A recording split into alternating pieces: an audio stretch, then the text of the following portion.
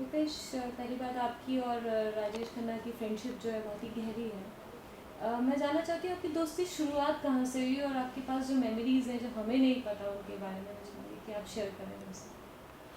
पहले तो मैं बताना चाहूँगा कि राजेश खन्ना जी मेरे दोस्त से ज़्यादा मेरे ऑफ कोर्स मेरे बड़े ब्रदर थे, बड़े भाई थे। और दोस्ती का सिलसिला अगर चालू करें, एक्टिवली हम इकट्ठे करीबन 22-23 साल से इकट्ठे रहे। और मेमोरीज़ अगर मैं राजेश खन्ना जी की अगर बात करना करूँ आपसे, तो मुझे लगता है कि महीनों बीत जाएंगे, मैं राजेश खन्ना जी के बारे में बताता रहूँगा, लेकिन वो ख़त्म नहीं होंगी यादें। और सबसे बड़ी बात है, यादें तो उन लोगों की होती है जो चले जाएं।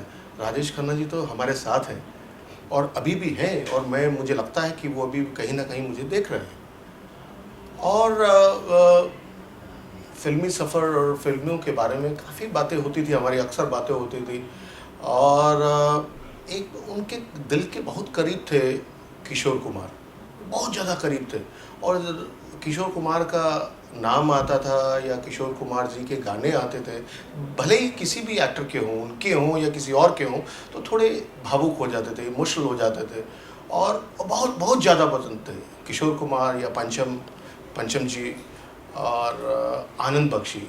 और लिरिसिस्ट अगर आनंद बख्शी जी का हो तो मतलब बहुत अंदर डूब जाते थे उन गानों के अंदर, उन जगहों पे काफ़ी ज़्यादा डूब जाते थे। तो अगर यादें, जैसे मैंने बोला कि यादें तो मतलब बहुत हैं और चलती रहेंगी। और आपने देखा जो उनको प्यार, जो उनके काम के कारण जो प्यार आप लोगों ने देखा उनके जाने के बाद, और इवन 1 साल होने के बाद भी उनका लोगों का क्या प्यार था, वो आप सबने देखा उधर।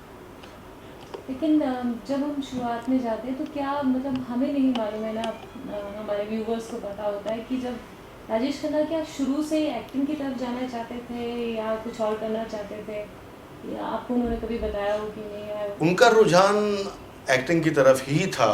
उनके वो स्टेज भी किया, उन लोगों ने स्टेज भी किया, और उन्होंने खुद अपनी आवाज़ में बताया कि किस तरीके से उन्होंने टाइम्स ऑफ इंडिया का कॉलम वो काट करके वो प्रतियोगिता में गए और वहाँ से एक्टिंग की शुरुआत की, पर्दे पे शुरुआत की। एक बारी मैंने ऐसे उनसे पूछा कि काका जी, कि हर किसी का फेवरेट होता है, हर किसी का फेवरेट होता है, आपके फेवरेट कौन थे? आप भी सिनेमा देखते थे, आप भी फिल्में देखते थे, और उस समय फिल्म स्टार को भगवान माना जाता था। उनके जब वो आए थे इंडस्ट्री के अंदर में, तो आपको क्या लगता है कि आपको आपको कौन अच्छा लगता था, या आपको कहीं कभी किसी ने मतलब इंस्पायर किया हो उस जगह पे? तो राज कपूर के नाम से बहुत ज़्यादा मतलब करीब थे, उनके दिल के करीब थे राज कपूर। दिलीप साहब बहुत करीब थे, और इवन देवानंद जी। एक बारी मैं बोला कि काका जी, इससे क्या आपका लेना देना क्या, मतलब ऑफ कोर्स सिनेमा है और सितारे हैं, वो बहुत बड़े सितारे हैं। तो बोले कि यार, दिलीप कुमार जिस तरह से डायलेक्ट डिलीवरी और जो ठहराव रहता था और नीचे ऊपर जो जाती थी टोन, वो राज कपूर जी की सॉफ्टनेस और देवानंद का स्टाइल, उन तीनों को मिला के मैंने राजेश खन्ना बनाया। तो मेरा एक स्टाइल था, डायलेक्ट पे कमांड थी, और वो सॉफ्टनेस, वो दर्द अपनी एक्टिंग में उन्होंने दिखाया। तो राज जी के बहुत करीब थे, राज जी के बड़े किस्से उन्होंने सुनाए, और उनके जो बॉन्डिंग थी राज कपूर जी के साथ बहुत ज़्यादा थी। लेकिन वो जब हम सुनते हैं कि उनकी फैंस, फीमेल फैंस जो थी, वो उतनी दूर से भी सिंदूर लगा लिया करती थी। जी जी, ये तो अमित जी ने ही आईफा में जब हम इकट्ठे थे, तो 2009-2010 में, I don't remember of and, तो अमित जी ने खुद बोला वहाँ पे, और काफ़ी लोग बोलते हैं कि जब वो कह रहे थे, मैं खुद गवाह था कि हम आनंद की शूटिंग कर रहे थे, तो वो जब औरतें इंतज़ार करती थी, इतनी खूबसूरत लड़कियां उनकी इंतज़ार करती थी, कि जैसे ही राजेश खन्ना जी वहाँ पे आए और वो 1-1.5 घंटे काम करने के बाद एकदम वो चले जाया करते, तो उनकी टार की धूल से अपने मांग में सिंदूर भरा करती थी। तो वो, ये अमित जी का कहना है ऑन रिकॉर्ड सर, स्टेज पे, अगर आप, मेरे पास भी वीडियो है, मैं दिखा सकता हूँ, जिसके अंदर उन्होंने ये कहा कि यार, अगर ऐसा शख्स अगर है तो हमें कौन पूछेगा, मतलब जो उसकी टार की। और इनफैक्ट एक मंत्री हैं, मैं नाम नहीं लेना चाहता, मिनिस्टर बनी वो राजस्थान में, तो वो एक बारी बता रहे थे कि किस्सा अपने हॉस्टल का, कि पता चला कि राजेश खन्ना जी को कोई बीमार है, फीवर है, और मैं देखती हूँ कि मैं असेंबली हॉल में जाती हूँ तो देखती हूँ कि राजेश खन्ना की एक तस्वीर लगी हुई और उस पर सारी लड़कियाँ पट्टियाँ कर रही थी ठंडे पानी से। तो एक एक नशा, एक हजूम रहा उनके लिए और वो डिजर्व भी करते थे, और इतना बड़ा सितारा। लेकिन सबसे बड़ी बात यह है, मैं आपको ये बताना चाहूँगा कि अपने आप को उन्होंने ये कभी नहीं समझा कि मैं सुपरस्टार था या सुपरस्टार हूँ या कुछ भी। कभी मैंने उनको देखा नहीं। एक बहुत ही अंदर से एक नॉर्मल इंसान देखा मैंने, और एक बहुत ही एक जैसे बोलते हैं बचपना उनके अंदर, उनके दिल में, दिमाग में मैंने हमेशा पाया, और एक बच्चे की तरह पाया। उनको कभी भी नहीं बोला कि हैंगओवर जैसे बोले कि सक्सेस का या फेलियर का ड्रॉप आउट, उनको मैंने कभी नहीं देखा इस स्टेज के अंदर। लेकिन डिम्पल से उनका फिर जो डिम्पल उनको पसंद आई, कभी बताया कि डिम्पल में क्या क्या था उनको जो अट्रैक्ट किया उनको इस तरह, क्योंकि कितनी तो उनके पॉपुलैरिटी ऐसी थी और लड़कियां उनके पीछे पाले थी, और स्टेज पे उन्होंने डिम्पल को सिलेक्ट किया। देखो, अभी प्यार हुआ डिम्पल जी के साथ में, तभी तो शादी हुई, तो बट नेचुरल कुछ ना कुछ अफेक्शन और प्यार मोहब्बत रहा होगा, तभी उन्होंने प्रपोज किया और ऑफ कोर्स शादी करी। लेकिन कभी कुछ शेयर किया आपसे कि क्या? बहुत सारी चीज़ें हैं, मैं कैमरे पे शेयर नहीं करना चाहता। अभी आप मुझसे बता रहे थे जैसे अक्षय भी उनसे डर के खड़े होते थे, तो नहीं, मैं इसमें कुछ नहीं, मैं बोलना चाहूँगा कि आपको ज़्यादा पता होगा, मुझे इन चीज़ों में नहीं है। लेकिन हाँ, मुझे ये मालूम है कि परिवार उनकी पूरी जो चाहे अक्षय जी हों या डिम्पल जी हों या और परिवार रिंकी हो, रिंकी के हस्बैंड हो, तो बहुत उनकी इज्जत। हम 2 बार इकट्ठे गए, अभी साल भर में उनकी डेथ से पहले हम 2 बारी गोवा गए। एक बारी गर्मियों के दिन मानसून का टाइम चल रहा था, और एक बारी लास्ट बर्थडे पूरी फैमिली ने वहाँ पे गोवा में मिलाया, including me, I was also there with them. So एक यादगार, और में वो आखिरी बर्थडे था उनका, हम लोगों ने इकट्ठे मनाया वहाँ पे। और इनफैक्ट उस बर्थडे पे मैं जा नहीं रहा था, तो मैंने इनफैक्ट उनको बोला कि ही कॉल्ड मी अप कि आप चलेंगे। मैंने कहा, मैं हमेशा वो अभी तक कहीं पे भी ट्रैवल किए पिछले 22 साल के अंदर, 22-23 साल के अंदर में, तो मैं 99% जगहों पे साथ था। वो जाते ही नहीं थे, ट्रैवल नहीं करते। फिर उनका फ़ोन आया कि नहीं, आपको बर्थडे सेलिब्रेट के लिए जाना है, हम इकट्ठे, मेरा लास्ट तो नहीं ऑफकोर्स कि मैं बर्थडे है मेरा, तो इकट्ठे सेलिब्रेट करना। तो मेरे को कुछ एंगेजमेंट थी, तो बोले कि मैं भी नहीं, अगर आप नहीं जा रहे तो मैं भी नहीं जाऊँगा। तो सो आई वेंट विद हिम। सो मैंने उनको बोला कि नहीं, मैं 30th को कागजी में वापस आना चाहता हूँ दिल्ली में, और मुझे दिल्ली में काम है, और फर्स्ट को I want to celebrate with my family, immediate family. Of course कागजी was my immediate family, I can say. Then he said चल ठीक है, तू 30th को वापस आ जाइए। लेकिन जब मैं वहाँ पहुँचा, 29 को बर्थडे सेलिब्रेट किया, बोला कि नहीं 30th को मैं भी तेरे साथ दिल्ली ही चलता हूँ। सो दिल्ली से उनको काफ़ी प्यार रहा, और बहुत ज़्यादा प्यार रहा दिल्ली में। स्पेशली उनके लिए मशहूर था कि सर्दियों की राजधानी दिल्ली है, उन्हें बम्बई अच्छा नहीं लगता था उस पर्टिकुलर पीरियड के अंदर में। और शायद कुछ नॉर्थ के लोग ज़्यादा हॉस्पिटैलिटी रहती है या वार्मनेस रहती है, तो शायद ये भी कारण रहे हों, लेकिन दिल्ली बहुत पसंद थी उनको। और आपसे भी इतना प्यार था कि आपको जब बोला कि पॉलिटिक्स में आप इलेक्शन लड़िए अमृतसर में, तो आप कितना आपने उनकी बात की? हम लोग हमेशा इकट्ठे गए, जब वो पॉलिटिकल फील्ड या पॉलिटिक्स में कांग्रेस के, वो हमेशा बोलते थे मैं सिपाही हूँ। और सोनिया जी ने जब जब उनको इंस्ट्रक्शन दिया, वो उनको इंस्ट्रक्शंस को फॉलो किया राजेश जी ने। और हर जगह, चाहे वो गुजरात हो, चाहे वो हरियाणा हो, दिल्ली हो और बिहार हो, हर जगह पे, महाराष्ट्र हो, हर जगह पे, गुजरात हो, तो सब जगह पे वो गए कांग्रेस की कैंपेनिंग के लिए। लेकिन आखिरी 1 साल, जैसे मैंने बताया कि 2012 में उनको से पहले ही उनको मालूम था कि वो जाने वाले हैं इस दुनिया से, और वो आनंद की तरह अपनी लाइफ जिए हैं। अगर आपने आनंद पिक्चर देखी हो, मुझे पूरा यकीन है देखी होगी आपने आनंद, तो मैंने उन 1 साल के अंदर में कभी भी उनकी आंख से आंसू नहीं देखा, और उनको ये मालूम था कि वो इस दुनिया से जाने वाले हैं।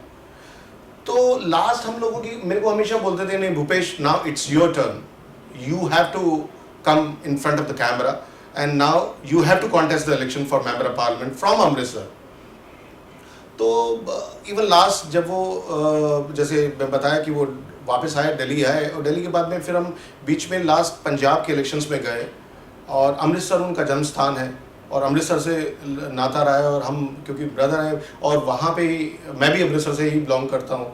तो उन्होंने बोला नहीं, अब अमृतसर से आप रिप्रेजेंट करेंगे और गुरु भूमि की सेवा आप करेंगे और आप इलेक्शन हर हालत में लड़ना है आपने, तो काम तो मैं कर ही रहा था क्योंकि मिसेस गांधी और मिस्टर अहमद पटेल वगैरह ने उनको बोला था इलेक्शन लड़ने के लिए 2009 में वहाँ से, तो अपना माइंड मेकअप नहीं कर पाए थे, लेकिन फिर हम लोग काम कर रहे थे continuously. Now he said now it's your turn, you must carry on. तो मैं उनकी इंस्ट्रक्शंस फॉलो करते हुए मैं मेहनत कर रहा हूँ और मैं चाहता हूँ मैं एक नॉर्मल पॉलिटिशियन की तरह या एक पॉलिटिशियन की तरह दाव पेच लगा के नहीं लड़ना चाहता। मैं चाहता हूँ जनता की सेवा करूँ और गुरु भूमि की सेवा करूँ जहाँ से हम बिलोंग करते हैं। लेकिन जब राजेश खन्ना ने पॉलिटिक्स में आने का फिल्मी करियर भी काफी अच्छा चल रहा था जी, तो उनके माइंड में क्यों आया कि एकदम से पॉलिटिक्स? राजीव गांधी बहुत अच्छे दोस्त थे राजेश खन्ना जी के, और इनफैक्ट कई मर्तबा उन्होंने कहा कि राजेश मैं आपका फ़ैन हूँ, और ये वापे पलट के बोलते थे उनको, नहीं राजीव जी मैं आपका फ़ैन हूँ। तो ये सिलसिला इवन संजय गांधी जी के टाइम में भी पहले जारी था कि कांग्रेस से बिलोंग करते थे वो भी, राजेश खन्ना जी भी। तो बट राजीव गांधी उनको पॉलिटिक्स में लेके आए एंड राजीव गांधी उनके बहुत अच्छे मित्र थे और उन्होंने कहा कि इलेक्शन लड़ने के लिए, तो उनको फॉलो करते हुए वो इलेक्शन लड़े। लेकिन जब 15 बैक्स दी राजेश जी ने, तो कभी उनको आपको ऐसा नहीं लगा कि कभी टॉप ऑफ द वर्ल्ड जा रहे हैं या थोड़ा बहुत प्राउडी हुए या कहीं ना कहीं घमंड आया, ऐसा कुछ उनमें दिखाई दिया बदलाव? मैं आज तक मैं जितने भी उनके करीबी लोगों को, क्योंकि जब वो सुपर स्टारडम वो 15 हिट होंगी तो शायद मैं बहुत छोटा होऊंगा, तो मैं तो लेकिन जो मैंने जहाँ तक सुना है और जो, क्योंकि मैं बहुत करीब, बहुत ज़्यादा करीब रहा हूँ, जैसे मैंने बताया कि खून से रिश्ते से भी ज़्यादा बड़ा रिश्ता था राजेश खन्ना जी और मेरा, तो मैंने कभी उनके नियरेस्ट एंड डियरेस्ट और जो लोग उस समय साथ जुड़े हुए थे उनको कभी कहते हुए नहीं सुना, लेकिन बाहर के लोग अक्सर ये बोलते थे तो मुझे हंसी आती थी, शायद इसलिए क्योंकि राजेश खन्ना जी बहुत ही रिजर्व आदमी थे, तो वो ज़्यादा ओपन नहीं होते थे सब लोगों के साथ में, और कुछ एक लोग उनके बड़े करीब रहते थे तो उनसे वो ओपन होते थे। शायद वही दायरा वो समझता हो कि ये राजेश खन्ना उनको करीब नहीं आने दे रहा, तो इस तरह की पॉपुलैरिटी और या इस तरह का मिसकंसेप्शन लोगों के दिमाग में डाले। लेकिन मैंने आज तक उनके दिमाग में, मैंने जैसे अभी बताया, मेरी अभी राजेश खन्ना जी जब तबीयत खराब थी तो मुमताज़ जी उनसे मिलने आई, देखने आई, तो घर पे थी, तब राजेश खन्ना जी बिल्कुल ठीक थे। तो मैंने भी उनको बोला, मुमताज़ जी कि आपकी राजेश खन्ना जी के साथ पेयरिंग बड़ी गजब की रहती थी, मतलब गजब की। मैं तो खैर बहुत बड़ा फ़ैन हूँ उनके साथ जो पेयरिंग का। तो शी रिप्लाइड, शी सेड कि भूपेश, हम लोगों ने, काका और मैंने बैक टू बैक 15 हिट फिल्में दी हैं और गोल्डन जुबलीज जो बैक टू बैक हिट दी हैं, और मैंने काका को बहुत ही इनोसेंट और एक बच्चा पाया इन 15 फिल्मों के साथ। जब देखो उनकी को स्टार ये बोल रही हैं तो उससे ज़्यादा मैं क्या कह सकता हूँ। तो अभी बाकियों का क्या, कुछ तो लोग कहेंगे, लोगों का काम है कहना, छोड़ो बेकार की बातों को, कहीं बीत ना जाए रहना। लेकिन उन्होंने कभी आपको बताया कि उनकी फेवरेट हीरोइन कौन सी रही? क्योंकि उनकी पेयरिंग बहुतों के साथ में थी, शम्या टैगोर हो या मुमताज़ हो या फिर कोई भी उनके साथ में, जब भी कोई हीरोइन आके नई भी खड़ी हो जाती थी तो उनकी पेयरिंग बन जाती थी, लेकिन उनकी फेवरेट कौन थी? एक बार मैंने ये सवाल किया था, काका जी बहुत खूबसूरत लग रहे थे, 2-4 फिल्में देख रहे थे, हम गाने देख रहे थे, कि आपकी सबसे अच्छी, मतलब आपको दिल के बहुत करीब हो कौन सी हीरोइन है, और या जिसके साथ आप कंफर्टेबल, और या ऑन स्क्रीन पेयरिंग आपके हिसाब से आपको कौन अच्छा लगता था? तो उन्होंने बोला कि यार सब नमकीन थी सब नमकीन थी, मैं इससे ज़्यादा मैं कुछ नहीं कहूँगा, सब नमकीन थी। लेकिन हाँ, Mammu means Mumtaz, she was little good among them. जब राजेश जी का करियर फिल्मों में भी उनका ध्यान हट रहा था, अमिताभ भी आए एकदम से फिल्मों में, तो कभी उनको लगा कि अमिताभ आगे बढ़ जाएंगे या किसी तरह की इनसिक्योरिटी हुई हो राजेश जी को उनको लेके? मैंने आज तक इनफैक्ट उनको कभी कॉम्प्लेक्स में, he was not a complex character. देखो सृष्टि का नियम है, वो इस चीज़ को बड़े मानते थे, सृष्टि का नियम है जो ऊपर है उसे नीचे आना ही आना है। आज जो ऊपर है वो नीचे आएगा ही आएगा। जो आदमी ये एक्सेप्ट कर लेता है तो उसको किसी चीज़ की कोई परेशानी नहीं होती।